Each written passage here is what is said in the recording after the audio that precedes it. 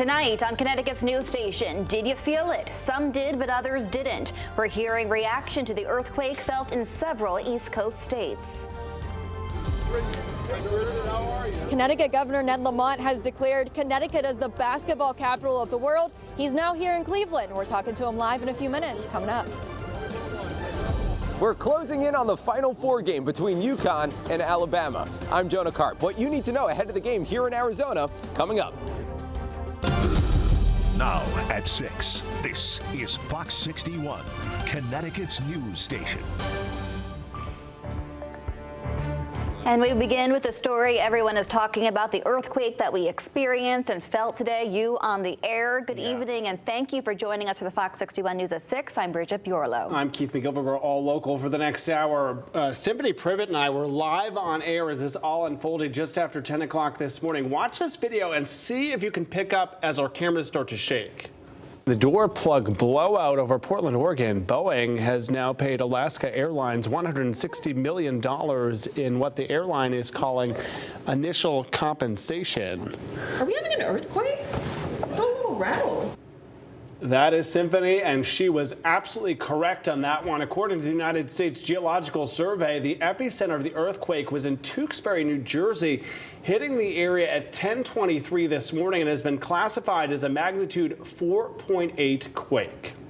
And by the way, you really kept your cool on the anchor desk when you're reading that story as all this is going on, but it was definitely startling for a lot of people. Yeah. So Fox 61's Emma Wolfhorst is joining us now from our breaking news center. Emma, you've been following this story all day long, talking with lawmakers, hearing from people in our community. What are you learning? Well, Bridget, Keith, this was definitely a surprise for all of us this morning. And I'm standing here at our assignment desk where our phones were basically ringing off the hook this morning with viewers from Bridgeport to Enfield calling in to tell us they felt this earthquake. I was like, what the heck was that? And it sounded like there was a freight train. From New Jersey. Suddenly everything starts rocking. Our glasses start shaking a little bit. To New York. It just felt like being on a boat for a second. Like it felt like it was really disorienting, almost surreal. Like the whole floor was kind of wobbling and the building was shaking back and forth. To right here in Connecticut. People feeling the effects of a 4.8 magnitude earthquake around 10:30 Friday morning. All of a sudden, my desk started shaking, and I've got two monitors, and they were doing a little jiggly. Then I started to notice my plants kind of wavering around. Like I have some monsteras that are pretty tall, and they started like waving back and forth. Viewers calling and emailing Fox 61 Friday morning. In Burlington, Linda told us her house was shaking with pictures and decor moving, writing she, quote, actually heard a noise like a train locomotion sound in the room, calling the experience scary. Wanda in Bloomfield told us she'd never experienced an earthquake before and thought her home was falling apart. It was really scary to have being up on the 6th floor and have the whole building shaking around you. Local officials snapping into gear across the state, feeling the rumbles themselves. I was sitting in my office in a meeting and I felt it. Emergency Services says there haven't been any reports of injuries or significant damages, but they're still keeping a close eye on infrastructure. Our crews were out really prioritizing the most critical infrastructure. Think Gold Star Bridge out in New London, the really big, tall structures. With thousands of bridges and aging infrastructure in Connecticut, the department wants to make sure everything is safe. Any cracks, looking at the surface area, if those bridge joints aren't tight together, anything that would maybe show that there was some potential movement to the structure. And as crews continue monitoring roads and bridges throughout the weekend and prepare for any aftershocks, those who felt the quake Friday say it was a pretty unexpected way to end their week. It's New York City. I expect a blizzard, maybe a good hurricane every once in a while. I don't expect tornadoes and I don't expect earthquakes. Those are the two things I've ruled out. And yet here we are, beginning of April, and bam, earthquake right there. And state officials want people to keep an eye out for any possible damage they might still see, like cracks in the roadways, even if it's minor. If you see anything, report it to your town or city's emergency Department of Emergency Services so they can go ahead and check it out. Keith, Bridget. All right, Emma Force live in our breaking news center tonight. Thank you for that. So as Simon and I covered this live as breaking news with Rachel Piscatelli this morning, we asked you folks at home to reach out to us across social. Let us know what you were seeing and hearing. Our phones are ringing off the hook. A lot of you connecting with me on social media as well. Want to take you to the big board as I've put together some of your reactions if we take this full. One that gave me a bit of a chuckle, only because we know that nobody ended up getting hurt in all of this. Nancy LaPierre wrote in saying, Keith, significant shaking in Middletown. My parrots all fell off their perches and the cats here went running. New tonight, I can tell you that Nancy sent pictures of her birds. This is Ruby here, the redhead, and she is doing just fine. So some good news on that front. Other animals impacted by this, Dr. Joe Tomaso writing in saying, hey guys, definitely felt it here in West Haven. Cooper had a bad dream before, so thought it was him, but it wasn't. Then my daughter comes running in saying, is that an earthquake? At least all are safe. That young lady correct. Again, a 4.8 magnitude quake.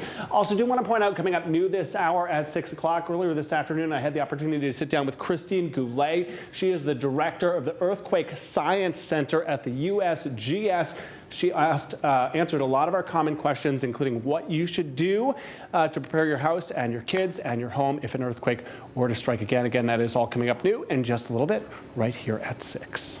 All right, Keith, thank you. Yeah, my mom lives 20 minutes from the epicenter. She said things are falling off the wall. The dogs were going crazy. A lot of scary times for people experiencing that. And you might be wondering how often we see earthquakes here in Connecticut.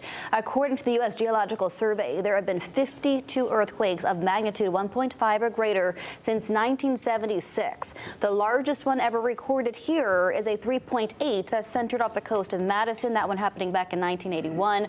We actually experienced a minor earthquake just a few weeks ago. A 1.8 was recorded in Ledyard on March 28th, too small for most of us to notice.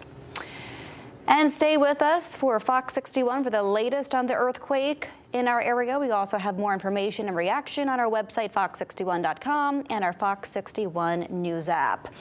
Turning out to weather, from snow to rain to earthquakes, the chief meteorologist Rachel Frank has been covering it all, but at least the week, Rachel, has ended dry. Yeah, there we go. There is a sprinkle or flurry out there, so maybe we speak too soon about that. But overall, it's not too bad and not as bad as it looks on the radar. I do want to say before we move forward that we are hearing reports of a recent aftershock just in the last couple of minutes. I keep refreshing my system to see what's coming in, but some people even here in Connecticut felt another aftershock, which for us to feel it in Connecticut means that it had to have been sizable. So again, I'm just going off of what people are telling me. I haven't seen any confirmation of that, but we will be following up as we head throughout the next hour or so. So again, a couple of sprinkles that are out there right now in the higher elevations, a few flakes. We've got this system still spinning nearby, and this area of low pressure here is going to remain in place as we head into the weekend. So it'll take some time before the sun comes out. Temperatures in the 40s right now. Overnight lows will be dipping back into the 30s as we head towards daybreak. Tomorrow, any sunshine that you see will be limited. Overall, it's cloudy, if not mostly cloudy, and will be a bit breezy too, with a chance for an isolated shower or sprinkle in the afternoon. Maybe a bit brighter on Sunday, but the sun really comes out on Monday. Your full forecast coming up. Fox 61's coverage of Road to the Championship, sponsored by Riscassi and Davis. It's almost game time for the UConn women's basketball team in Cleveland. They're up against the Iowa Hawkeyes in their Final Four matchup tonight. I got my blue on. Keith, we are ready to go. We are rocking our Husky blue. Good stuff. Fox 61's Brooke Griffin live in Cleveland tonight outside the Rocket Mortgage Fieldhouse, joined by our own governor, Ned Lamont, who, like Brooke, is going to the game tonight. Brooke, good evening. Yeah, good evening to you. We are in Cleveland. We're right outside the arena. Hundreds, if not thousands, of fans are already inside. One of those fans tonight is Governor Ned Lamont. Thank you so much for being here. You just got in. You flew in. You're ready to cheer on the Huskies. You said this is something you're just absolutely not willing to miss. Oh, come on. This is going to be one of the biggest basketball games, most viewed in an awful long time. Don't you love the UConn women?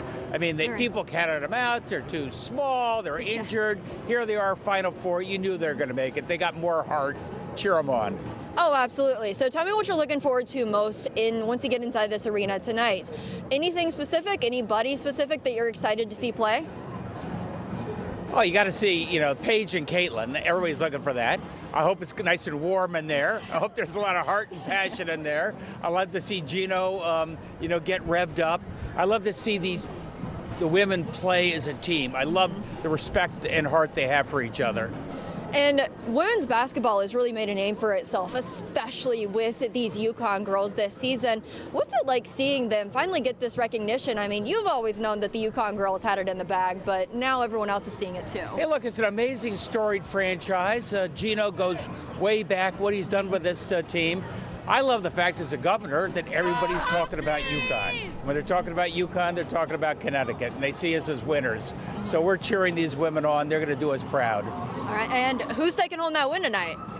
I think it's UConn all the way. Let's go. All right. Thank you, Governor. I appreciate it. We're going to have live coverage here throughout the next 24 or so hours. We're going to be inside that arena watching the game. Tips off at 9:30 tonight. Make sure you're watching. It's going to be a good one. Back to you guys from Cleveland. We will all be watching for sure. Brooke, thank you so much. We have team coverage for the men and the women's trip to the Final Four, so stay with us all weekend long as we root on the Huskies during their road to the championship. Also, make sure to download the Fox 61 News app. A lot of great resources there.